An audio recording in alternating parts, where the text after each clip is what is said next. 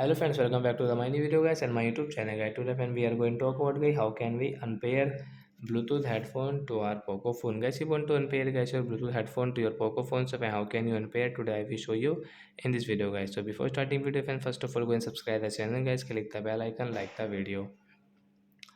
So first of all guys, open your phone setting to unpair guys your Bluetooth headphone. After on phone setting guys, scroll it friends, you can see phone Bluetooth setting guys, click on your Bluetooth setting. Friends, you can see guys right side this arrow guys, tap here.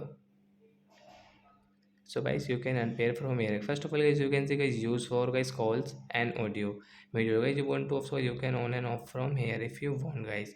So we will click on unpair option guys, tap here, then guys it will unpair to your phone guys. You cannot use guys. If you use guys, you will have to pair again. Then guys you can pair your Bluetooth headphone, means after pair guys you can use. So like that guys, we can unpair headphones. So that's it guys, thanks for watching the video guys. We will meet on next video. Bye guys.